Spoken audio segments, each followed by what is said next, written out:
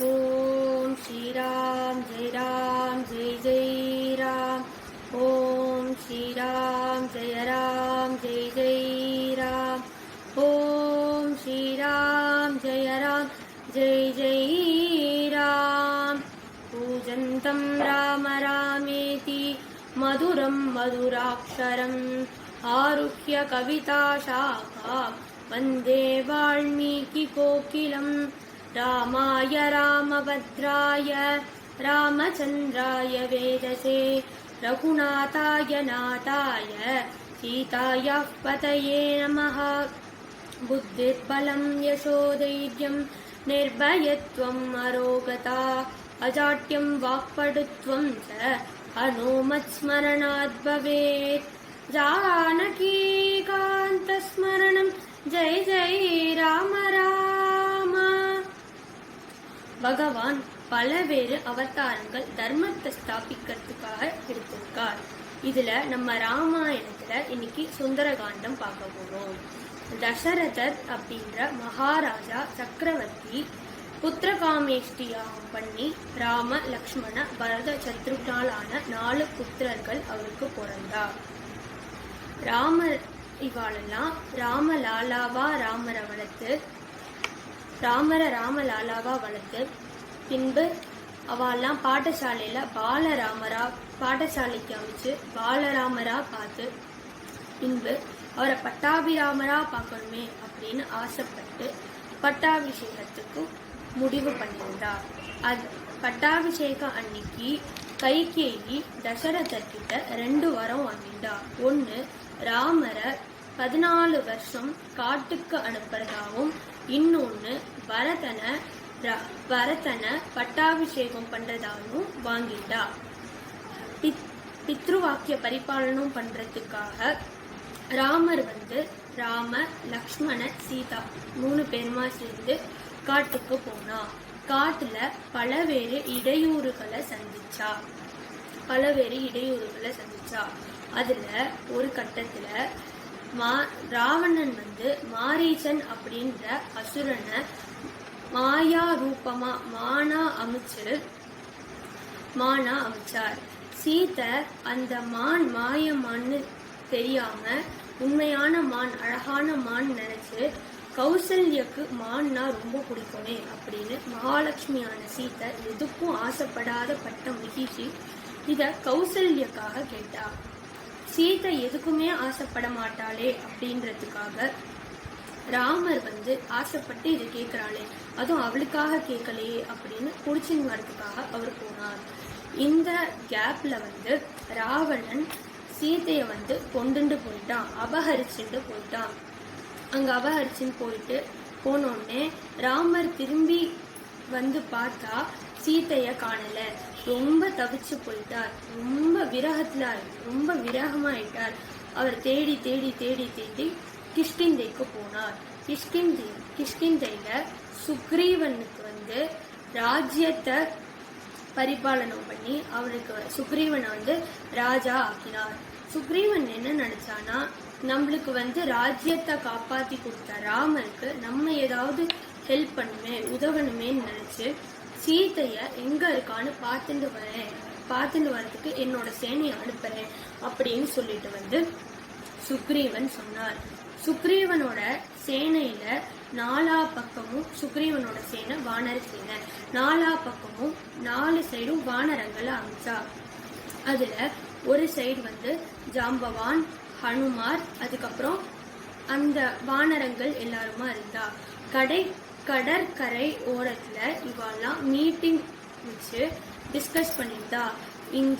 இந்த கடல் 100 யோஜனை தூரம் இருக்கும். இத தாண்டி யார் போய் சீத்தைய பார்த்துட்டு நான் சீத்தைய பார்த்துட்டு வந்துட்டேன் அப்படின்னு சொல்ல முடியும் அப்படின்னு ஜாம்பவான் மிச்ச வானரங்கள் கிட்ட எல்லாம் கேட்டார்.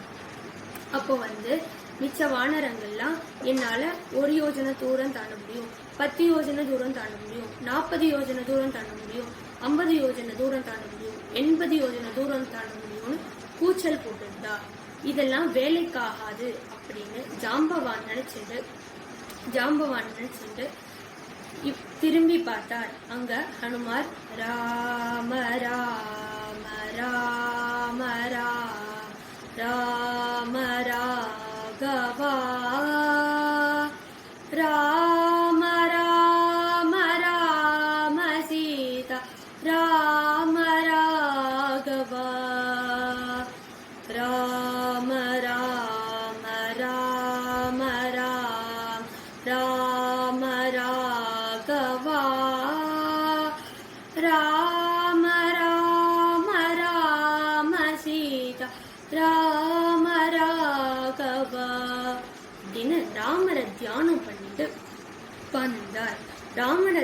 பண்ணின்னு உட்கார்ந்துருந்ததை பார்த்தோடனே ஜாம்பவானுக்கு தோணித்து, இவரால தான் சீதையை போய் பார்த்துட்டு வந்து ராமர் கிட்ட சொல்ல முடியும் அப்படின்னு. உடனே வந்து ஜாம்பவான் ஹனுமார் கிட்ட போய் கேட்டார், உங்களால சீதையை பார்த்து கூட்டின்னு வர முடியுமா அப்படின்னு. உடனே வந்து ஹனுமார் வந்து வினயத்தோட, நீங்க சொன்னா நான் போயிட்டு வரேன் அப்படின்னு சொன்னார்.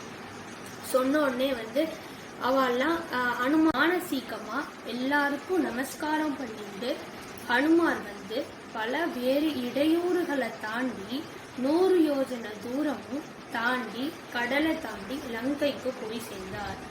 எல்லா ஊர்லயும் கிராம தேவதை இருப்பார். அந்த மாதிரி லங்கையோட லங்கையோட கிராம தேவதையான லங்கினி அப்படின்னு ஒருத்தி இருந்தா. அவ வந்து ஹனுமார் யாருன்னு தெரியாம டிஸ்டர்ப் பண்ணா. ஹனுமார் வந்து அவளை பொருட்படுத்தாம போயிட்டே இருந்தார். அவளுக்கு வந்து மேலும் கோபம் வந்தது. தேவையில்லாம ஹனுமார் கிட்ட போய், நீங்க யாரு, எதுக்கு இங்க வந்தேன் அப்படின்லாம் கேட்டுட்டே இருந்தா. நான் இங்க சுத்தி பார்க்கறதுக்கு தான் வந்தேன் அப்படின்னு ஹனுமார் சொன்னார். அப்பயும் அவ கேட்காம திரும்ப திரும்ப டிஸ்டர்ப் பண்ணவே ஹனுமார் அவரோட இடது கையால ஒரு தட்டு தட்டினா. அவ வந்து சுழண்டு சுழண்டு சுழண்டு போய் விழுந்துட்டா. ஹனுமார் வந்து அது ராத்திரி நேரம் அப்படின்றதுனால சின்ன ரூபமா எடுத்துட்டு ஒரு மாளிகை மேல ஏறி ஏறி ஏறி போய் அங்கேருந்து கீழே எட்டி பார்த்தார். எட்டி பார்க்கும்போது ஒரு பெண்மணி சகிகளோட படுத்திருந்தா. அவ புடவை கட்டிண்டு வாயில வெத்தலை பாக்கு போட்டுண்டு பூஷணங்கள்லாம் போட்டுண்டு படுத்திருந்தா. அவளை பார்த்தா சீதை பிராட்டி மாதிரி இருக்கு அப்படின்னு அவர் நினைச்சிருந்தார். சீத்தையை தான் பார்த்துட்டோமோ, சீத்தம்மாவை தான் பார்த்துட்டோமோ, ஜானகியை தான் பார்த்துட்டோமோ அப்படின்னு ரொம்ப ரொம்ப ரொம்ப சந்தோஷப்பட்டு குதின்னு குதிக்க ஆரம்பிச்சிட்டார். அவரோட வாளை எடுத்து முத்தம் கொடுத்தார். அதுக்கப்புறம் ரொம்ப சந்தோஷத்துல சுச்சம்ப புச்சம் பண்ணிட்டு ஆஸ்போட்டகம் பண்ணிட்டார். அவரே கட்டி பிடிச்சிட்டார். அவ்வளோ சந்தோஷத்துல குதின்னு குதிக்க ஆரம்பிச்சிட்டார். அப்புறம் இவர் சீதம்மாவா இருந்தா இவ்வளோ ஆடம்பரமா இவ்வளோ சந்தோஷமா இருக்க மாட்டாளே. ராமர் அங்க கஷ்டப்படும் போது சீதை மட்டும் எப்படி இங்க சந்தோஷமா இருப்பா, நம்ம தப்பா நினைச்சிட்டோம், பத்தியா நம்மளோட வானர புத்தியை காமிச்சிட்டோம் அப்படின்னு வந்து ஹனுமான் ரொம்ப ஃபீல் பண்ணிட்டு கீழே மெதுவா இறங்கி கவலைப்பட்டு கீழே உட்கார்ந்துட்டார். நம்மளுக்கு சீத்தைய பார்க்க முடியாதோ, சீத்தம்மாவை பார்க்க முடியாதோ, அவளை பார்க்குற அளவுக்கு நம்மளுக்கு தகுதி இல்லையோ, என்ன ஆச்சோ ஏதாச்சோன்னு ரொம்ப அவர் ஃபீல் பண்ண ஆரம்பிச்சுட்டு நம்ம சொல்ற வார்த்தையில தான். அதுக்கப்புறம் ராமர் வந்து நம்ம சொல்றதுக்காக தானே வெயிட் பண்ணிட்டு இருக்கார்.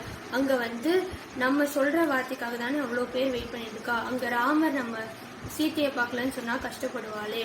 அப்புறம் சுமித்ர, கைகேயி, கௌசல்யா எல்லாரும் ரொம்ப கஷ்டப்படுவாளே.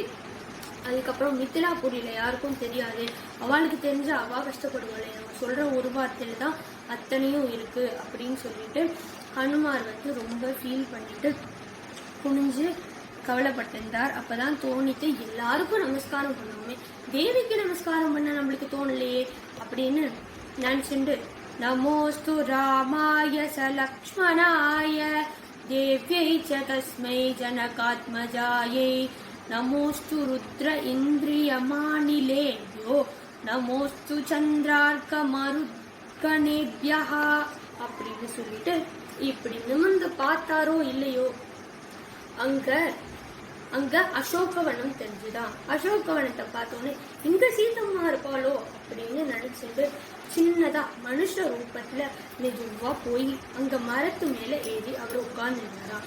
எதுக்காக மரத்து மேல ஏறி உட்கார்ந்துட்டாரா, அங்க போய் சிச்சுவேஷன் பார்க்கணும், என்ன நடக்கிறதுன்னு புரியறதுக்காக முதல்ல போய் தொம்முன்னு சீத்தை கிட்ட குதிக்காம, அவ கோமலமான ஹிருதயம் இருக்கிற தேவியா இருக்கிறதுனால மேல போய் உட்கார்ந்துட்டு சிச்சுவேஷனை பார்க்கணுன்றதுக்காக மேல உட்கார்ந்தாராம்.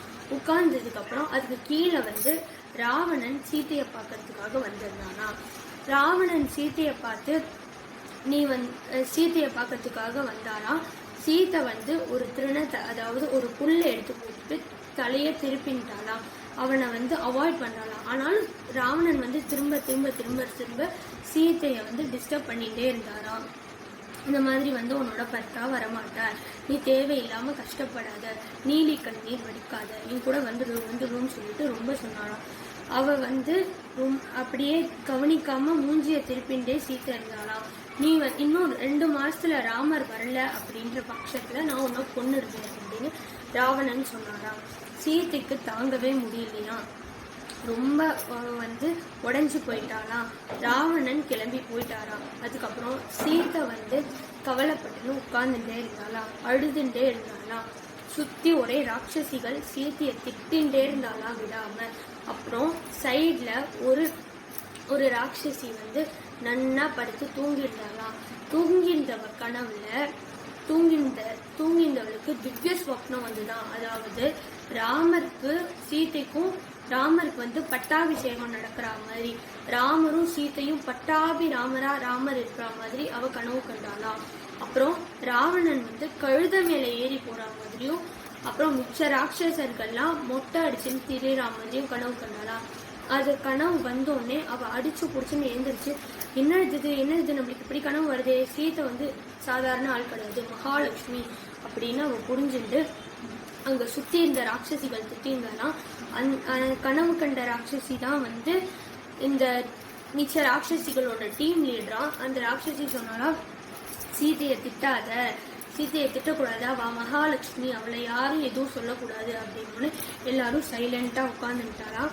எல்லாரும் தூங்குற நேரமா பார்த்து சீத்தை வந்து நினைச்சுட்டாலாம், 2 மாசம் அவன் என்ன டைம் கொடுக்கறது, அவன் பிச்சை போட்ட வாழ்க்கையில நம்ம என்ன வாழறது, அவன் கொண்டுதான் நம்ம சாப்பிடுமா, நம்மளே உத்பந்தனம் பண்ணிக்கலாம் அப்படின்னு முடிவு பண்ணிட்டு சீத்தை என்ன பண்ணாலும் உத்பந்தனம் பண்ணிக்கலாம் அப்படின்னு அவளோட கேசத்தை எடுத்து மரத்துக்கிட்டக்க எழுந்திருச்சு உத்பந்தனம் பண்ணிக்கணும் அப்படின்னு சீத்தை நினைச்சு எழுந்திருக்கும் போது அங்கேருந்து அவளோட கேசத்தை எடுத்து அவ உத்பந்தனம் பண்ணிக்கணும்னு மரத்து மேல போடுறச்சே அங்கேருந்து ஒரு உருவம் அங்கேருந்து ஒரு சவுண்டு கேட்டுதான், ராமா ராகவா ஜெய சீதா நாயகா அப்படின்னு கேட்டோடனே சீதை இப்படி பார்த்தாலாம், யாருது, நம்மளோட பர்த்தா பேரு இங்கே சொல்றது அப்படின்னு.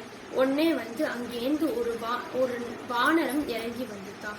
அவர் வந்து நரனோட ரூபத்துலதான் இருந்தார். சீத்தை பார்த்தோன்னே வானரம்னு கண்டுபிடிச்சிட்டாலாம். யார்ப்பா நீ, எதுக்கு இங்க வந்திருக்க, என் பர்த்தா பேரு சொல்றியே, அவர் பேர் உனக்கு எப்படி தெரியும் அப்படின்னு கேட்டாராம்.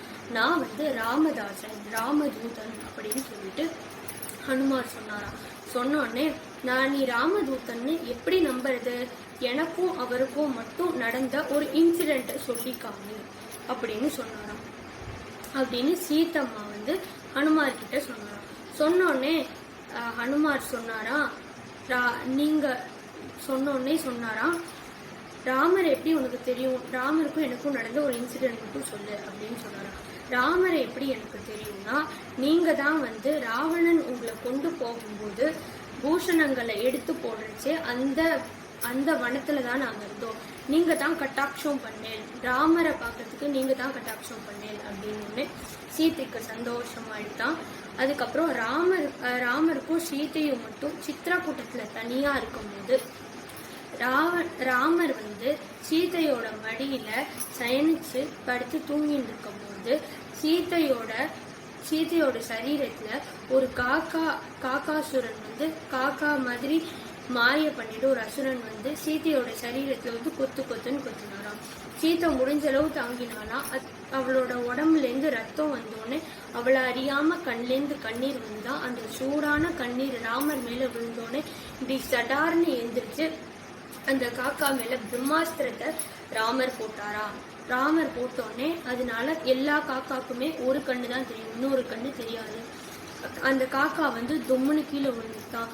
விழுந்தோடனே சீத்தை என்ன செஞ்சாலாம், அந்த காக்காவை போய் தூக்கின்னு வந்து ராமரோட பாதத்துல போட்டு நீ வந்து சரணாகதி பண்ணு, ராமர் சரணாகதி பண்ணினா விட்டுவார் அப்படின்னோடனே அவ வந்து சீத்தை வந்து காக்காசுரனை தூக்கி ராமரோட பாதத்துல வச்சோடனே ராமர் அபயம் கொடுத்தாராம்.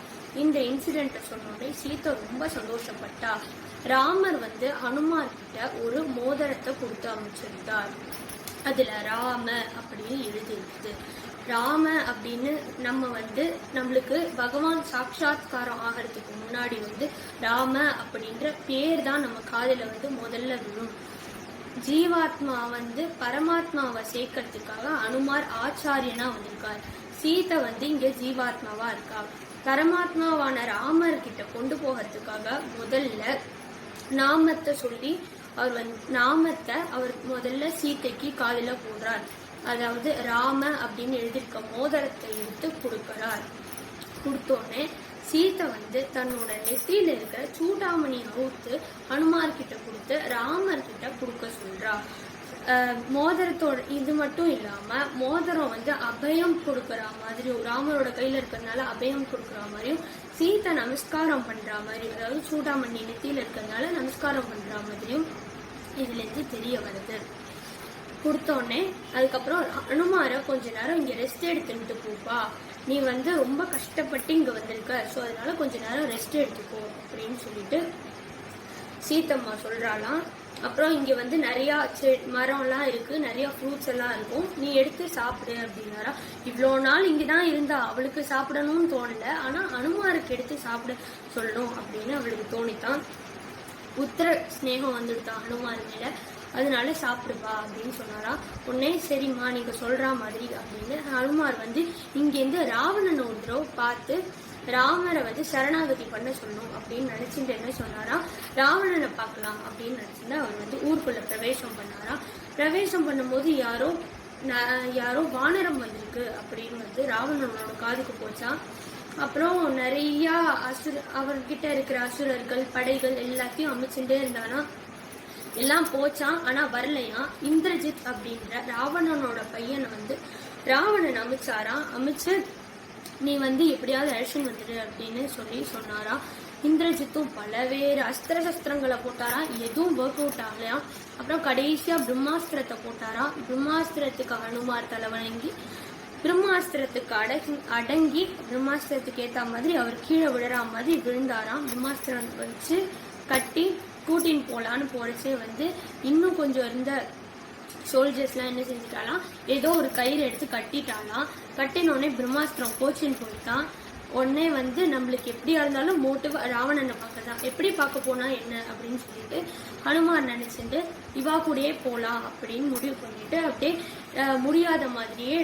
முடியாத மாதிரியே அவர் போயிருந்தாராம். போறச்சே அங்க இருக்கிற ஊர் மக்கள்லாம் ஹனுமாரோட முகத்துல சாணியை கரைச்சு ஊற்றித்தான். ஹனுமார் வந்து இதெல்லாம் நோட்டீஸ் பண்ணிட்டே போறாரா. வறட்ச தக்க சம்பாவனை கொடுக்கணும் அப்படின்றதுக்காக சரின்னு சொல்லிட்டு ஹனுமார் வந்து போயிட்டே இருந்தாரா. அங்க வந்து ராவண சபைக்கு போனாரா. ராவண சபையில போய் இப்படி ஹனுமார் தள்ளி விட்டாரா. அவர் வந்து இப்படி எந்திரிச்சாரா. அந்த நூல் அருந்து போச்சா. அவர் எந்திரிச்சோடனே அங்க வந்து ராவணன் வந்து தன்னை மீறி எழுந்திருச்சு நின்னானா. அவன் என்ன நினைச்சுட்டான்னா, இது ஹனுமார்னு நினைக்காம இது ஒருவேளை நந்தியா இருக்குமோ. ஏன்னா ராவணன் வந்து சிவபக்தன். அவன் வந்து ஒரு தடவை கைலாசத்துக்கு சிவனை பார்க்க போகணும்னு போறச்சு. சிவனும் பரமேஸ்வரனும் பார்வதியும் ஏகாந்தமா இருக்கான்றதுனால நந்தி அலோவ் பண்ணலன்னு நந்தியை அவமானப்படுத்திட்டு ராவணன் போனானா. அப்போ நந்தி சபிச்சுதான் உன்னோட சாவு வந்து ஒரு வானரத்தோட கையில தான் இருக்கு அப்படின்னு சொல்லிட்டு சொன்னோடனே வந்து அவன் வந்து இந்த வானரத்தாலதான் நம்மளோட சாவோ, என் நந்தி தான் இந்த வானர மாய ரூபத்துல வந்திருக்கோ அப்படின்னு நினைச்சு பயந்துட்டானா. உடனே ஹனுமார் ஆரம்பிச்சாரா, நான் வந்து ராமதூதன், நீ சீதையை இப்படி வந்து வச்சுட்டு இருக்கிறது சரி கிடையாது, இது தப்பு, நீ வந்து ராமரை சரணாகதி பண்ணணும்னு கூட அவசியம் இல்லை, சக்கியமா இரு, நல்லதுக்கு நீ வா, இப்படி பண்ணக்கூடாது, ரொம்ப தப்பு அப்படின்னு சொன்னோன்னே உடனே அப்புறம்தான் அவருக்கு வந்து சமாதானம் ஆச்சா. அப்பாடா இது வந்து நந்தி கிடையாது ஹனுமார் தான் அப்படின்னு சொல்லிட்டு. அதுக்கப்புறம் இவருக்கு வந்து ராவணன் சபையில வந்து ராமரை பத்தி பேசினாலே பிடிக்கவே பிடிக்காதா ராவணனுக்கு. அதனால அவர் வந்து தன்னோட சோல்ஜர்ஸ் எல்லாம் வச்சு ஹனுமாரை கொல்லணும்னு முடிவு பண்ணிட்டாரா. கொல்லலான்னு முடிவு பண்ணி கொல்ல போகச்சே வந்து விபீஷணர் சொன்னாரா, தூது வரவாளெல்லாம் கொல்லக்கூடாதுப்பா அப்படின்னு சொன்னோடனே சரின்னு சொல்லிட்டு ஹனுமாரோட வாளை எடுத்து அவரோட வாள்ல நெய் ஊத்தின ஒரு நூலை கட்டி ஒரு துண்டை கட்டி அதுல நெய்யை நன்னா ஊத்தி நன்னா பெருசா கட்டி வச்சுட்டு அதை தீய கொளுத்தி அவரோட வாள்ல வச்சாரா. ஹனுமாருக்கு என்னாச்சா, அது சுடவே இல்லையா. ஆனா ஹனுமார் என்ன செஞ்சாரா, அது ஏறி லங்கை ஃபுல்லா சுத்தி எல்லா ராத்திலையும் தீ வைக்க ஆரம்பிச்சுட்டாராம். தீ வச்சுட்டே போனாராம். வச்சுட்டே போயிட்டே இருக்கிறச்சே விபீஷணராத்துக்கு மட்டும் வைக்கலையாம். ஏன்னா அவர் வந்து நல்லதை சொன்னார். அதுக்கப்புறம் பின்னாடி வந்து விபீஷணர் ராமர் கிட்ட சரணாகத்துக்கு வர போறார் அப்படின்றதுனால அவாத்துல மட்டும் தீ வைக்காம எல்லா இடத்துலயும் தீ வச்சுட்டே போனாராம். தீ வச்சுட்டே போயிட்டு இருக்கும் போது இந்த ஜனங்கள்லாம் நினைச்சிருந்தா பக்கத்துல லங்கன்றது எங்க இருக்கு, சீ பக்கத்துலதான் இருக்கு, கடல்ல இருந்து தண்ணி எடுத்து ஊத்தினா அனுப்பிச்சிக்கலாம். ஆனா இவெல்லாம் ராவணன் ஒழுங்கா இன்சூரன்ஸ் பண்ணி தரலையா ஆத்த. அதனால அவெல்லாம் சரி அது எரியட்டும், புதுசா வீடு கட்டி தருவான், எப்படியும் இப்போ கட்டி தானே தந்தாகணும் அப்படின்னு சொல்லிட்டு ஐயோ அம்மான்னு கத்துன்னு கத்த ஆரம்பிச்சுட்டான். ஜனங்கள்லாம் கத்திட்டு ராவணன் வந்து பயந்து போயிட்டானா இதெல்லாம் நடக்கிறத பார்த்துட்டு. அதுக்கப்புறம் ஹனுமார் வந்து ஒரு குளத்து பக்கத்துல போய் உட்கார்ந்துட்டாரா. அப்புறம் தன்னோட வால்ல இருக்கிற நெருப்பை அந்த தண்ணியில வச்சு அணைச்சிட்டு அப்புறம் யோசிச்சாராம், சீத்தம்மா வந்து அசோகவனத்துல இருக்காளே, இதை பத்தி நம்ம யோசிக்கவே இல்லையே, நம்ம பாட்டுக்கு சுத்தி தீ வச்சுட்டோமே, சீத்தம்மாக்கு ஏதாவது ஆயிருக்குமோ அப்படின்னு அவர் ரொம்ப ஃபீல் பண்ணாரா. மேல வந்து 2 தேவால் பேசின்னு போனாலாம். பாத்தியா சீத்தையோட பாத்திபிரத்தியத்தை லங்கா ஃபுல்லா எரியறது, ஆனா அசோகவனத்துல அதோட தீஞ்சு போன ஸ்மெல் கூட வரல. பாத்தியா அப்பேற்பட்ட பதிவிரத சீத்தை அவ வந்து மகாலட்சுமி அப்படின்னு சொல்லிட்டு சொன்னோன்னே ஹனுமார் வந்து ரொம்ப சந்தோஷப்பட்டாராம். அப்பாடா சீத்தைக்கு ஒன்றும் ஆகல அப்படின்னு சந்தோஷப்பட்டு அங்கேருந்து கிளம்பி அங்க லங்கையிலேருந்து கிளம்பி வானரங்கள் கிட்டலாம் ஜாம்பவானவா கிட்டலாம் இன்ஃபார்ம் பண்றதுக்காக அவர் கிளம்பி போனாராம். போறச்சே வந்து ஹனுமார் வந்து எப்படியும் சக்சஸா பார்த்துட்டு வந்துடுவார் அப்படின்னு இவளுக்கெல்லாம் நிறைய நம்பிக்கை இருந்துதான். ஹனுமார் மேல நிறைய இவளுக்கெல்லாம் நம்பிக்கை இருந்துதான். அதனால அங்க வந்து அந்த மரம் எல்லாம் ஜாஸ்தியா இருக்கிற பக்கம் தான் இருந்தாலும் மரத்தை உடைச்சு பிச்சு சேர் மாதிரி ஹனுமாருக்கு போட்டு வச்சிருந்தாலாம். அதாவது இதுல இருந்து நம்ம கத்துக்கலாம், ராமாயணம் இப்பயோ நடந்தது, அங்கேயே உபன்யாச காலுக்கு மரியாதை கொடுக்கணும். அதாவது மழலை சொல்ல ஒரு குழந்தை பகவானை பத்தி ஒரு சின்ன குழந்தை சொன்னா கூட நம்ம மரியாதை கொடுத்து அதை உட்காத்தி வைக்கணும் அப்படின்றது வந்து இதுல இருந்து நம்ம கத்துக்கலாம். அவெல்லாம் வந்து சேர் போட்டு ஹனுமார் வந்து உட்காத்தி வச்சாலாம். ஹனுமாரை உட்காத்தி வைக்கணுன்றதுக்காக சேர்லாம் ரெடி பண்ணோடனே ஹனுமார் அங்க போய் உட்கார்ந்து போயிட்டு வந்த எல்லா கதையும் சொன்னாரா. உடனே வானரங்கள்லாம் குதிக்க ஆரம்பிச்சுட்டான். இப்போ 10 யோஜனை தூரம் தாண்ட முடியாது, 20 யோஜனை தூரம் தாண்ட முடியாது சொன்ன வானரங்கள்லாம் இப்பயே நம்ம சீத்தையை கூட்டிட்டு ராமர் கிட்ட போயிடலான்னு குதிக்க ஆரம்பிச்சோம். இல்ல அது தப்பு, இங்க வந்து ராமரோட மகிமையை காமிக்கணும், நம்ம வந்து கூட்டின்னு வரக்கூடாது அப்படின்னு சொல்லிட்டு ஹனுமார் எல்லாரையும் சமாதானப்படுத்தி அங்க கிஷ்கிந்தைக்கு போனாராம். எல்லாருமா சேர்ந்து கிஷ்கிந்தைக்கு போய் ராமர் கிட்ட திருஷ்டுவா சீதா, கண்டேன் சீதையை அப்படின்னு ஹனுமார் சொன்னாரா. சீதையைன்னு சொன்னா மூர்ச்சையாயிடுவாரேன்றதுக்காக கண்டேன் சீதையை திருஷ்டுவா சீதா அப்படின்னு சொன்னாரா. சொன்னோடனே ஹனுமார் வந்து ராமர் வந்து ஆலிங்கனம் பண்ணிட்டு, இதுக்கு மேல என்னால உனக்கு என்ன தர முடியும், நீ இவ்வளோ பெரிய விஷயம் பண்ணிருக்க, எனக்கு வந்து ரொம்ப ரொம்ப ரொம்ப சந்தோஷம், நீ வந்து இவ்வளோ பெரிய விஷயம் பண்ணிருக்க அப்படின்னு வந்து ரொம்ப சந்தோஷப்பட்டாரா ராமர். ரொம்ப ரொம்ப சந்தோஷப்பட்டு நன்னா இறுக்கி ஹனுமார ஆலிங்கனம் பண்ணிட்டாராம். பிறகு ராமர் வந்து சேத்து பந்தனம் பண்ணி இங்கேருந்து யுத்தம் பண்ணி சீதைய மீட்டுண்டு வந்து அன்னைக்கும் இன்னைக்கும் என்னைக்கும் நம்மளுக்கு அனுகிரகம் பண்ணிட்டு இருக்கார். மங்களம் கோஷலேந்திராய மகனீய குணாத்மனே சக்கரவர்த்தே தனூஜாய சர்வபௌமாய மங்களம்.